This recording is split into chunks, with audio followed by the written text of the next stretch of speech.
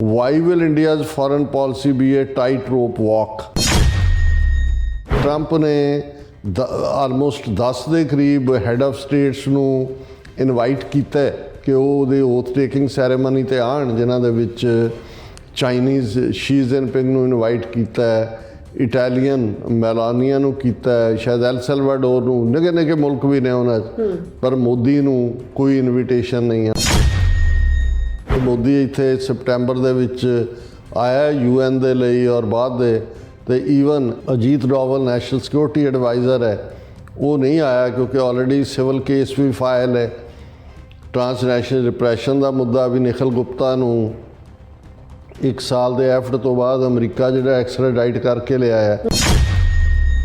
G20 ਦੇ ਨਾਂ ਥੱਲੇ ਮੋਦੀ ਨੇ ਦਿੱਲੀ ਦੇ ਵਿੱਚ ਜਿਹੜੀ ਆਪਣਾ ਹੀ ਜਿਹੜਾ ਉਹ ਦੂਲਾ ਬਣਿਆ ਔਰ ਕਿੰਨੇ ਆਪਣੇ ਨਾਂ ਦੇ ਉਹਨੇ ਬੜੇ ਬੜੇ ਜਿਹੜੇ ਨੇ ਉਹ ਪੋਸਟਰ ਲਵਾਏ, ਔਰ ਦੂਜਾ ਔਰ ਮੋਦੀ ਦਾ stature as a international personality ਬਣਾਤਾ। ਜੇ ਟਰੰਪ ਨੇ ਈਵਨ ਸਾਦਾ ਇੱਕ ਇਨਵੀਟੇਸ਼ਨ ਕਾਰਡ ਦੇਣ ਤੋਂ ਇਨਕਾਰ ਕਰ ਦਿੱਤਾ ਤੇ ਮਿਲਣ ਤੋਂ ਵੀ ਐਸ ਜੈ ਸ਼ੰਕਰ ਨੂੰ, ਔਰ ਆਲਰੇਡੀ ਟਰੰਪ ਇਹਦੇ ਬਾਰੇ ਕਿ ਜੀ ਇੰਡੀਆ ਜਿਹੜਾ ਕਿੰਗ ਆਫ ਟੈਰਿਫਸ, ਔਰ ਦੂਸਰਾ ਹੁਣ ਇਹ ਉਹ ਟਰੰਪ ਨਹੀਂ ਹੋਏਗਾ ਪਹਿਲੀ ਮਿਲਣੀ ਵਾਲਾ ਕਿ ਜੀ ਅਬ ਕੀ ਬਾਰ ਟਰੰਪ ਸਰਕਾਰ ਹਾਊਡੀ ਮਾਊਡੀ ਹੋ ਗਿਆ ਔਰ ਮਾਈ ਫਰੈਂਡ ਐਡ ਫਲਾਣਾ।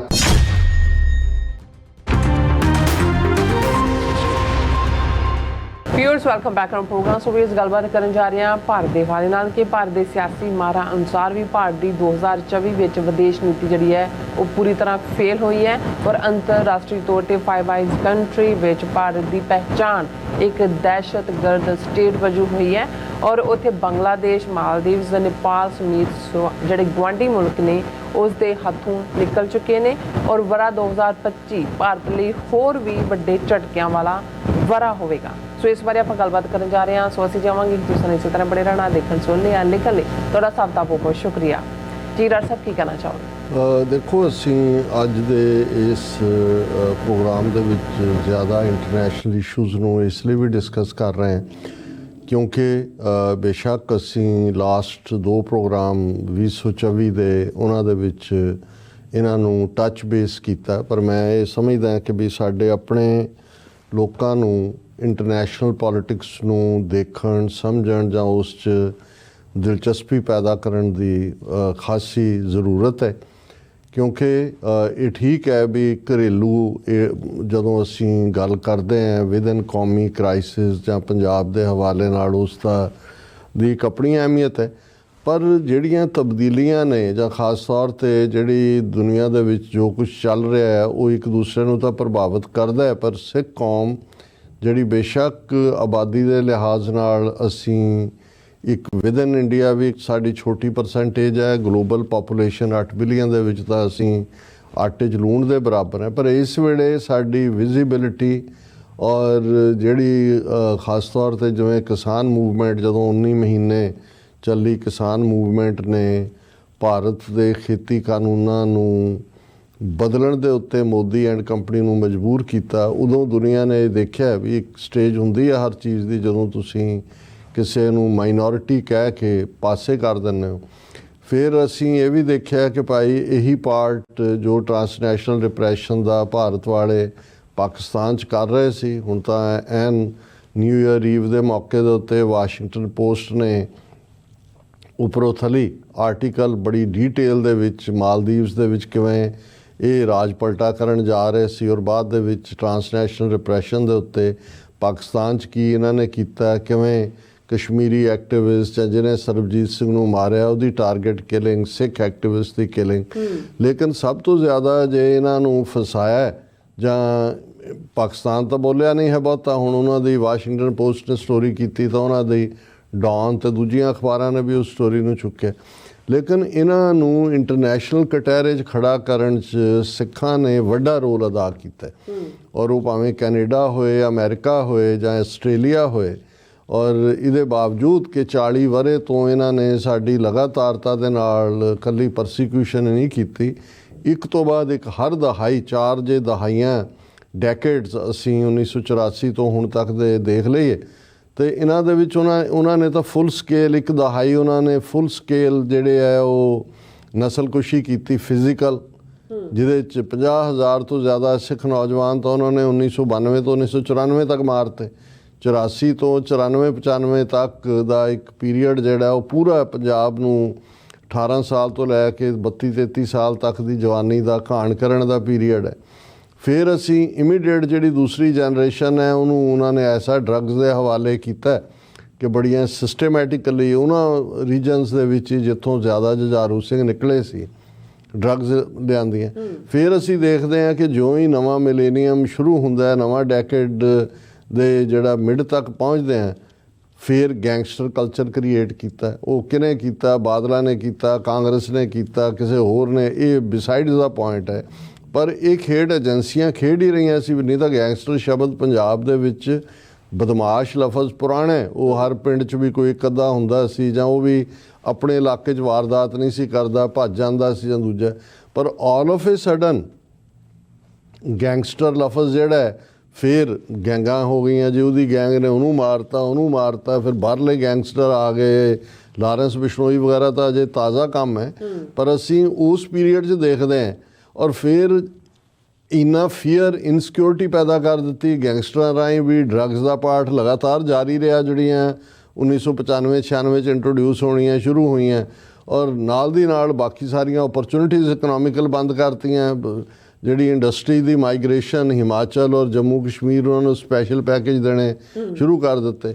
ਫਿਰ ਮਾਸ ਮਾਈਗ੍ਰੇਸ਼ਨ ਸ਼ੁਰੂ ਹੋ ਗਈ। ਹਾਲਾਂ ਥੋੜ੍ਹੀ ਬਹੁਤ ਮਾਈਗ੍ਰੇਸ਼ਨ ਤਾਂ 90 ਤੋਂ ਚੱਲ ਹੀ ਰਹੀ ਸੀ, ਲੇਕਿਨ ਜਿਸ ਲੈਵਲ ਦੇ ਉੱਤੇ ਕਿ ਵੀ 5 ਲੱਖ ਬੱਚਾ ਬੱਚੀ 18 ਸਾਲ ਤੋਂ ਵੱਡੀ ਉਮਰ ਦੇ ਜੋ ਹੀ ਔਰ ਤੁਸੀਂ ਦੇਖੋਗੇ ਪੰਜਾਬ 'ਚ ਇੱਕ ਪਾਸੇ ਉਹਨਾਂ ਨੇ ਮਸ਼ਰੂਮ ਕ੍ਰੀਏਟ ਕੀਤੇ, ਜਿਹੜੇ ਆਈਲੈਟ ਐਗਜ਼ਾਮ ਸੈਂਟਰ।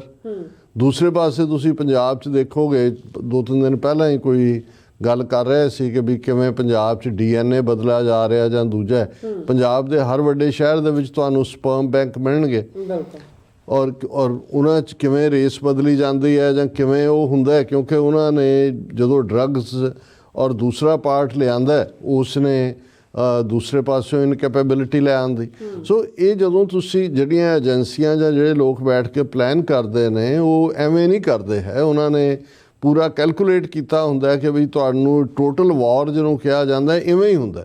ਫਿਰ ਜਦੋਂ ਇਸ ਲੈਵਲ 'ਤੇ ਮਾਈਗ੍ਰੇਸ਼ਨ ਜਾਂ ਦੂਜੀ ਹੋਈ, ਉਹਨਾਂ ਨੇ ਯਕੀਨੀ ਬਣਾਇਆ, ਖਾਸ ਤੌਰ 'ਤੇ ਕੈਨੇਡਾ ਦੇ ਹਵਾਲੇ ਨਾਲ ਵੀ, ਅਮਰੀਕਾ ਦੇ ਵੀ, ਕਿ ਉਹਨਾਂ ਦੇ ਵਿੱਚ ਜਿਹੜੇ ਗੈਂਗਸਟਰਸ ਨੇ ਉਹਨਾਂ ਨੂੰ ਵੀ ਨਾਲ ਪਾਸਪੋਰਟ ਬਣਾ ਕੇ ਜਾਂ ਕਿਵੇਂ ਉਹਨਾਂ ਨੂੰ ਪਹੁੰਚਾਇਆ ਗਿਆ, ਕੁਛ ਨੂੰ ਉੱਥੋਂ ਜੇਲ੍ਹਾਂ 'ਚੋਂ ਛੱਡਿਆ ਗਿਆ, ਕੋਈ ਟਾਸਕ ਦਿੱਤੀਆਂ ਗਈਆਂ। ਕੋਈ ਮੈਂ ਨਹੀਂ ਕਹਿ ਰਿਹਾ, ਜਦੋਂ ਹੁਣ ਕੈਨੇਡਾ ਦੇ ਵਿੱਚ RCMP ਜਾਂ ਦੂਸਰੀ ਇਹ ਸਾਰੀਆਂ ਇਨਵੈਸਟੀਗੇਸ਼ਨਸ ਹੁੰਦੀਆਂ ਨੇ, ਟੈਸਟੀਫਾਈ ਹੁੰਦਾ ਹੈ ਕਿ ਬਈ ਈਵਨ ਜਿਹੜੇ ਉਹਨਾਂ ਦੇ ਡਿਪਲੋਮੈਟ ਨੇ ਕੈਨੇਡਾ ਦੇ ਵਿੱਚ, ਉਹਨਾਂ ਦੇ ਕੌਂਸਲਰ ਔਰ ਉਹਨਾਂ ਦੇ ਹਾਈ ਕਮਿਸ਼ਨਰ, ਉਹ ਆਮ ਜਿਹੜੇ ਕੈਨੇਡੀਅਨ ਸਿੱਖ ਸਿਟੀਜ਼ਨ ਵੀਜ਼ਾ ਲੈਣ ਜਾਂਦੇ ਨੇ ਜਾਂ ਅਮਰੀਕਨ ਸਿੱਖ ਸਿਟੀਜ਼ਨ, ਉਹਨਾਂ ਨੂੰ ਕੋਇਟਸ ਕਰਕੇ ਦਬਾਅ ਬਣਾ ਕੇ ਇਨਫੋਰਮੇਸ਼ਨ ਲੈਂਦੇ ਨੇ। ਉਹਨਾਂ ਦੇ ਨਾਂ ਫਿਰ ਉਹ ਫਰੋਤੀਆਂ ਲੈਣ ਵਾਲੇ ਗੈਂਗਸਟਰਸ ਨੂੰ ਦਿੰਦੇ ਨੇ। ਫਿਰ ਉਹਨਾਂ ਗੈਂਗਸਟਰਸ ਨੂੰ ਕਿਲਰ ਗੈਂਗਸ ਦੇ ਵਿੱਚ ਜਾਂ ਕਿਲਰ ਸਕੁਆਡ ਦੇ ਵਿੱਚ ਬਦਲਣ ਦੇ ਲਈ ਉਹ ਟਰਾਂਸਨੈਸ਼ਨਲ ਰਿਪਰੈਸ਼ਨ ਦਾ ਸਹਾਰਾ ਲੈਂਦੇ ਨੇ।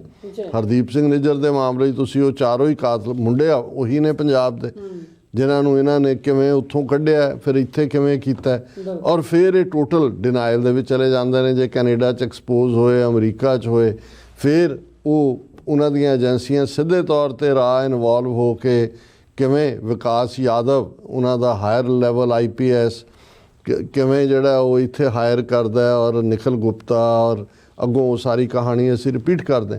ਹੁਣ ਇਸ ਸਾਰੇ ਦੇ ਵਿੱਚ ਜੇ ਤਾਂ ਸਿੱਖ ਕੌਮ ਅਵੇਸਲੀ ਰਹਿੰਦੀ ਕੈਨੇਡਾ ਵਿੱਚ ਵੀ ਜਾਂ ਅਮਰੀਕਾ 'ਚ ਵੀ ਜਾਂ ਹੋ ਗਿਆ, ਪਰ ਸਿੱਖਾਂ ਨੇ ਤਾਂ ਜੂਨ 84 ਨਵੰਬਰ 84 ਨਹੀਂ ਛੱਡਿਆ ਹੈ। ਬੇਸ਼ੱਕ ਸਾਨੂੰ ਪਤਾ ਉਹਨਾਂ ਦੀਆਂ ਅਦਾਲਤਾਂ 'ਚੋਂ ਕੁਛ ਨਹੀਂ ਨਿਕਲਣਾ, ਲੇਕਿਨ ਅੱਜ ਵੀ ਨਵੰਬਰ 84 ਦੀ ਜਦੋਂ ਗੱਲ ਹੁੰਦੀ ਹੈ ਤਾਂ ਇੰਟਰਨੈਸ਼ਨਲੀ ਉਹਨੂੰ ਰਾਈਟਸ ਤੋਂ ਕੱਢ ਕੇ ਸਿੱਖ ਜੈਨੋਸਾਈਡ ਰੈਕਗਨਾਈਜ਼ ਕਰਵਾਉਣਾ ਔਰ ਉਸ ਦੀ ਅਕਾਊਂਟੇਬਿਲਟੀ ਕਰਨੀ ਔਰ ਉਸ ਦੇ ਲਈ ਰੈਜ਼ੋਲੂਸ਼ਨਸ ਲਿਆਉਣੇ। ਸੋ ਇਹ ਜ਼ਰੂਰੀ ਹੁੰਦਾ ਹੈ ਵੀ ਜਦੋਂ ਤੁਸੀਂ ਕਿਸੇ ਚੀਜ਼ ਨੂੰ ਬਾਰ-ਬਾਰ ਰਿਮਾਈਂਡ ਕਰਵਾਉਂਦੇ ਹੋ ਤੇ ਗੱਲ ਜਾਰੀ ਰਹਿੰਦੀ ਹੈ, ਫਿਰ ਹਾਲਾਤ ਬਣ ਜਾਂਦੇ ਨੇ। ਸੋ ਅਸੀਂ ਇਹ ਦੇਖਦੇ ਹਾਂ ਕਿ ਜਦੋਂ ਅਸੀਂ ਹੁਣ ਉਹ ਭਾਰਤ ਜਿਸ 'ਚ ਜਦੋਂ 2014 'ਚ ਮੋਦੀ ਦੀ ਆਮਦ ਹੁੰਦੀ ਹੈ, ਔਰ ਜੇ ਤੁਸੀਂ 2014 ਤੋਂ 2024 ਤੱਕ ਉਹਦੇ 10 ਸਾਲ, ਹੁਣ ਉਹ ਤੀਸਰੀ ਟਰਮ ਦੇ ਉੱਤੇ ਆਇਆ ਤੇ ਅੱਜ 2025 ਦੇ ਵਿੱਚ ਮੋਦੀ ਸਰਕਾਰ ਕਿਸ ਲੈਵਲ ਦੇ ਉੱਤੇ ਇੰਟਰਨੈਸ਼ਨਲੀ ਵੀਕ ਹੋਈ ਹੈ। ਵਿਦਨ ਡੋਮੈਸਟਿਕ ਅਸੀਂ ਗੱਲ ਨਹੀਂ ਕਰਾਂਗੇ ਕਿ ਇਕਨੋਮਿਕਲੀ ਅਨਐਮਪਲੋਇਮੈਂਟ ਰੇਟ ਕਿੰਨਾ ਹੈ ਡਾਲਰ ਦੇ ਮੁਕਾਬਲੇ। ਜਦੋਂ ਇਹਨੇ ਟੇਕ ਓਵਰ ਕੀਤਾ ਉਦੋਂ 52-54 ਰੁਪਈਏ ਸੀ, ਅੱਜ ਉਹ 86 ਦੇ ਉੱਤੇ ਲੁੜਕਿਆ ਹੋਇਆ ਰੁਪਈਆ। ਕਿਵੇਂ ਉਹਨਾਂ ਦਾ ਫੋਰਨ ਐਕਸਚੇਂਜ ਰਿਜ਼ਰਵ ਕੱਢ ਕੇ ਉਹ ਰਿਜ਼ਰਵ ਬੈਂਕ ਆਫ ਇੰਡੀਆ ਤੋਂ ਸਟਿਲ ਰੁਪਏ ਨੂੰ ਸਟੇਬਲ ਕਰਨ ਦੀ ਕੋਸ਼ਿਸ਼ ਕਰ ਰਹੇ ਨੇ, ਕਿਵੇਂ ਡਾਇਰੈਕਟ ਇਨਵੈਸਟਮੈਂਟ ਦੌੜ ਰਹੀ ਹੈ। ਪਰ ਕਿਉਂਕਿ ਇਸ ਦਾ ਫੋਕਸ ਸਾਡਾ ਭਾਰਤ ਦੀ ਫੋਰਨ ਪਾਲਿਸੀ ਹੈ ਤੇ ਤੁਸੀਂ 2024 ਚ ਦੇਖੋਗੇ ਕਿ ਫੋਰਨ ਪਾਲਿਸੀ ਤਾਂ ਇਹਨਾਂ ਦੀ ਪੂਰੀ ਤਰ੍ਹਾਂ ਕਲੈਪਸ ਹੋਈ। ਬੇਸ਼ੱਕ ਯੂਕਰੇਨ ਵਾਰ ਵਰਾ 2023 ਦੀ ਚੱਲ ਰਹੀ ਸੀ, ਲੇਕਿਨ 2024 ਦੇ ਵਿੱਚ ਜਿਸ ਅੰਦਾਜ਼ 'ਚ ਸ਼ਰੇਆਮ ਇਹਨਾਂ ਨੇ ਜਿਹੜਾ ਉਹ ਕਰੂਡ ਆਇਲ ਰੂਸ ਤੋਂ ਖਰੀਦਿਆ, ਅਗਲੇ 10 ਸਾਲ ਲਈ $13 ਬਿਲੀਅਨ ਦੀ ਡੀਲ ਬਣਾਈ ਹੈ ਰਸ਼ੀਆ ਦੇ ਨਾਲ, ਔਰ ਕਿਵੇਂ ਪੁਤਿਨ ਦੇ ਨਾਲ ਜਾ ਕੇ ਯਾਰੀ ਪਾਈ ਅਮਰੀਕਾ ਦਾ। ਤਾਂ ਜਿਹੜਾ ਅਮਰੀਕਾ ਨੇ ਜਿਹੜੀ ਮਨਮੋਹਨ ਸਿੰਘ ਔਰ ਜੂਨੀਅਰ ਬੁਸ਼ ਦੇ ਵੇਲੇ ਜਿਹੜੀ Indo US nuclear deal sign ਕਰਕੇ ਜਿਹੜਾ ਟਰਨ ਅਮਰੀਕਾ ਦਾ ਟੁਵਰਡਸ ਇੰਡੀਆ ਸੀ, ਡੀ-ਹਾਈਫਨੇਟ ਪਾਕਿਸਤਾਨ ਤੋਂ ਕਰ ਲਿਆ ਸੀ, ਉਸ ਦਾ ਨਤੀਜਾ ਸਾਹਮਣੇ ਕਿ ਅਮਰੀਕਾ ਨੇ ਇਹੀ ਨਹੀਂ ਵੀ ਉਹਦੀਆਂ ਨਜ਼ਰਾਂ 'ਚ ਡਿੱਗਿਆ। ਹੁਣ ਇਹ ਜਿਹੜਾ ਵਰਾ 2024 ਬੀਤਿਆ, 26 ਜਨਵਰੀ ਨੂੰ ਪ੍ਰੈਜ਼ੀਡੈਂਟ ਬਾਈਡਨ ਨੇ ਚੀਫ ਗੈਸਟ ਹੋਣਾ ਸੀ ਰਿਪਬਲਿਕ ਡੇ ਤੇ, ਔਰ ਮੌਕੇ ਦੇ ਉੱਤੇ ਕਿਉਂਕਿ ਟਰਾਂਸਨੈਸ਼ਨਲ ਰਿਪਰੈਸ਼ਨ ਦਾ ਕੰਮ 2023 ਸ਼ੁਰੂ ਹੋ ਗਿਆ ਸੀ, ਉਹ ਇੰਨਾ ਵੱਡਾ ਫੈਕਟਰ ਬਣਿਆ ਕਿ ਵੀ ਬਾਈਡਨ ਨੇ ਕੈਂਸਲ ਕੀਤਾ। ਫਿਰ ਕਾਹਲੀ ਦੇ ਵਿੱਚ ਫਰਾਂਸ ਦੇ ਪ੍ਰੈਜ਼ੀਡੈਂਟ ਮਿਸਟਰ ਮੈਕਰਨ ਨੂੰ ਇਨਵਾਈਟ ਕੀਤਾ ਗਿਆ। ਸੋ ਇਸ ਸਾਰੇ ਪੀਰੀਅਡ ਦੇ ਵਿੱਚ ਜਿਸ ਲੈਵਲ ਦੇ ਉੱਤੇ ਅਮਰੀਕਾ, ਫਿਰ ਯੂਰਪੀਅਨ ਪਾਰਲੀਮੈਂਟ ਜੋ ਮਨੀਪੁਰ ਦੇ ਵਿੱਚ ਹੋਇਆ ਅੱਜ ਵੀ ਚੱਲ ਰਿਹਾ, ਉਹਨਾਂ ਨੂੰ ਨਜ਼ਰ ਆਇਆ ਕਿ ਬਈ ਇਹ ਤਾਂ ਸਿਸਟੇਮੈਟਿਕਲੀ, ਔਰ ਮਨੀਪੁਰ ਦੀ ਹਾਲਤ ਸਿਵਲ ਵਾਰ ਵਰਗੀ ਜਿਹੜੀ ਹੈ ਉਹ ਬਣੀ ਹੋਈ ਹੈ ਪੂਰੀ। ਔਰ ਇਸ ਦੇ ਨਾਲ ਇੰਟਰਨੈਸ਼ਨਲੀ ਹਰ ਫਰੰਟ ਦੇ ਉੱਤੇ ਕੋਈ ਵੀ ਐਸਾ ਮੁਕਾਮ ਜਿਹੜਾ ਹੈ, ਔਰ ਚਾਈਨਾ ਦੇ ਨਾਲ ਜਿਸ ਲੈਵਲ ਦੇ ਉੱਤੇ 4000 ਸਕੁਅਰ ਕਿਲੋਮੀਟਰ ਟੈਰੀਟਰੀ ਚੀਨ ਨੇ ਖੋਈ 2024 ਵਰੇ ਦੇ ਐਂਡ ਤੋਂ ਪਹਿਲੇ ਜਾ ਕੇ ਚੀਨਮ ਸ਼ਰਣਮ ਗੱਛਾਮੀ, ਉਹਨਾਂ ਦੇ ਅੱਗੇ ਵੀ ਆਪਣਾ ਸਾਰਾ ਕੁਝ ਮੰਨ ਲਿਆ। ਔਰ ਉਹਨਾਂ ਨੇ ਐਨ ਨਿਊ ਈਅਰ ਈਵ ਦੇ ਉੱਤੇ ਜਿਹੜਾ 38000 ਕਿਲੋਮੀਟਰ ਏਰੀਆ 1962 ਚਕਸਾਈ ਚਿੰਨ ਜਿਹਨੂੰ ਕਹਿੰਦੇ ਨੇ ਉਹ ਜਿੱਤਿਆ ਹੋਇਆ ਸੀ, ਉਹਨੂੰ ਉਹਨਾਂ ਨੇ ਪ੍ਰੋਪਰ ਕਾਉਂਟੀਜ਼ ਬਣਾ ਕੇ ਡਿਕਲੇਅਰ ਕਰ ਦਿੱਤਾ, ਬਾਕੀ ਸਾਰਾ ਵੀ। ਸੋ ਇਹਨਾਂ ਨੂੰ ਹਰ ਮੁਹਾਜ਼ ਦੇ ਉੱਤੇ ਇਹ ਠੀਕ ਹੈ ਕਿ ਵੀ ਜਿਹੜੇ ਇਹਨਾਂ ਦੇ 6-7 ਹਾਇਰ ਆਰਮੀ ਦੇ ਆਫੀਸਰਸ ਨੇਵੀ ਦੇ ਕਤਰ ਦੇ ਵਿੱਚ ਇਜ਼ਰਾਈਲ ਦੀ ਮੌਸਾਦ ਲਈ ਜਸੂਸੀ ਕਰਦੇ ਫੜੇ ਗਏ ਸੀ, ਲੋਅਰ ਕੋਰਟ ਨੇ ਉਹਨਾਂ ਨੂੰ ਸਜ਼ਾਏ ਮੌਤ ਦਿੱਤੀ ਸੀ, ਉਹ ਜ਼ਰੂਰ ਇਹਨਾਂ ਨੇ ਉਹ ਛਡਾਏ ਨੇ। ਔਰ ਇਹੀ ਕਾਰਨ ਹੈ ਕਿ ਕਤਰ ਹਰ ਚੌਥੇ ਦਿਨ ਐਸ ਜੈ ਸ਼ੰਕਰ 2024 ਵਰੇ 'ਚ 4 ਵਾਰ ਕਤਰ ਦੇ ਦੌਰੇ 'ਤੇ ਗਿਆ। ਮੋਦੀ ਵੀ ਹੁਣ ਕਤਰ ਗਿਆ ਹੋਇਆ ਸੀ, ਜਿੱਥੇ ਉਹਨੂੰ ਜਿਹੜਾ ਉਹ ਸਭ ਤੋਂ ਆਲਾ ਅਵਾਰਡ ਵੀ ਜਾਂ ਦੂਜੇ ਤੀਜੇ ਵੀ, ਉਹ ਜੋ ਕੁਛ ਇਹ ਸ਼ੇਖਾਂ ਦੇ ਨਾਲ ਜਾਂ ਕਰਦੇ ਨੇ ਉਹ ਬੰਦੇ ਛਡਾਉਣਾ ਇਹਨਾਂ ਦੀ ਤੁਸੀਂ ਪ੍ਰਾਪਤੀ ਕਹਿ ਸਕਦੇ ਹੋ।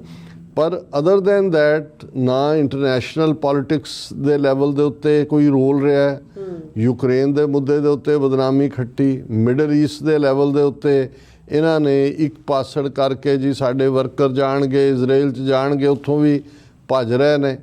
ਔਰ ਇਸ ਸਾਰੇ ਦੇ ਚੱਲਦੇ ਆ ਈਵਨ ਇਹਨਾਂ ਦੀ ਜਿਹੜੀ ਦਾ ਹਿੰਦੂ ਦੀ ਮੇਨ ਫੋਰਨ ਐਕਸਪਰਟ ਹੈ ਫੋਰਨ ਮੁੱਦੇ ਦੇ ਉੱਤੇ, ਉਹਦੇ 'ਚ ਉਹਨਾਂ ਦੀ ਫੋਰਨ ਪਾਲਿਸੀ ਨੂੰ ਡਿਸਕਸ ਕਰਦੇ ਆ ਕਿ why will India's foreign policy be a tightrope walk, ਕਿ ਵੀ ਆਉਣ ਵਾਲੇ ਪੀਰੀਅਡ ਜਿਵੇਂ ਉਹ ਬਾਜੀਗਰ ਤੁਰਦੇ ਨੇ ਟਾਈਟ ਰੋਪ ਦੇ ਉੱਤੇ, ਉਸ ਕਿਸਮ ਦੀ ਇਹਨਾਂ ਦੀ ਵਾਕ ਹੋਏਗੀ। ਕਿਉਂਕਿ ਇਹਨਾਂ ਨੇ ਖੁਦ ਮੰਨਿਆ ਕਿ ਭਾਈ ਇਹ ਜਿਹੜੇ ਨੇ 2024 ਠੀਕ ਨਹੀਂ ਰਿਹਾ ਇੰਡੀਆ ਲਈ। ਕਿੱਥੇ ਇੰਡੀਆ ਦਾ ਸਟੇਟਸ ਜਿਹੜਾ ਆਪਣੇ ਆਪ ਨੂੰ ਵਿਸ਼ਵ ਗੁਰੂ, ਔਰ ਤੁਸੀਂ ਐਨ ਪੀਕ ਦੇ ਉੱਤੇ ਜਾ ਕੇ G20 ਦੇ ਨਾਂ ਥੱਲੇ ਮੋਦੀ ਨੇ ਦਿੱਲੀ ਦੇ ਵਿੱਚ ਜਿਹੜੀ ਆਪਣਾ ਹੀ ਜਿਹੜਾ ਉਹ ਦੂਲਾ ਬਣਿਆ, ਔਰ ਕਿੰਨੇ ਆਪਣੇ ਨਾਂ ਦੇ ਉਹਨੇ ਬੜੇ ਜਿਹੜੇ ਨੇ ਉਹ ਪੋਸਟਰ ਲਵਾਏ। ਔਰ ਦੂਜਾ, ਔਰ ਮੋਦੀ ਦਾ stature as a international personality ਬਣਾਤਾ ਕਿ ਜੀ ਮੋਦੀ ਤੋਂ ਪੁਤਿਨ ਵੀ ਪੁੱਛ ਕੇ ਕਰਦਾ ਹੈ ਤੇ ਬਾਈਡਨ ਵੀ ਪੁੱਛ ਕੇ ਕਰਦਾ ਹੈ ਤੇ ਦੂਜਾ ਵੀ ਕਰਦਾ ਹੈ। 2024 ਤੱਕ ਪਹੁੰਚਦੇ ਆ ਇਹ ਹਾਲ ਹੋ ਗਿਆ ਕਿ ਵੀ ਜੇ ਮੋਦੀ ਇੱਥੇ ਸਪਟੈਂਬਰ ਦੇ ਵਿੱਚ ਆਇਆ UN ਦੇ ਲਈ ਔਰ ਬਾਅਦ ਦੇ ਤੇ ਈਵਨ ਜਿਹੜਾ Ajit Doval national security adviser ਹੈ ਉਹ ਨਹੀਂ ਆਇਆ ਕਿਉਂਕਿ ਆਲਰੇਡੀ ਸਿਵਲ ਕੇਸ ਵੀ ਫਾਈਲ ਹੈ।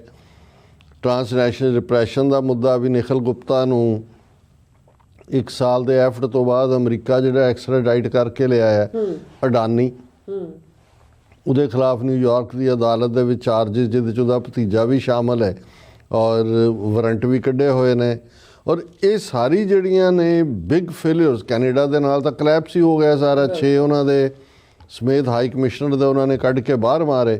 ਜਸਟਿਨ ਟਰੂਡੋ ਰਹਿੰਦੇ ਨੇ ਪ੍ਰਾਈਮ ਮਿਨਿਸਟਰ ਜਾਂ ਨਹੀਂ ਰਹਿੰਦੇ ਬਿਸਾਈਡਸ ਦਾ ਪੁਆਇੰਟ ਹੈ, ਪਰ ਅਜੇ ਇਨਫ ਟਾਈਮ ਹੈ ਅਕਤੂਬਰ ਤੱਕ।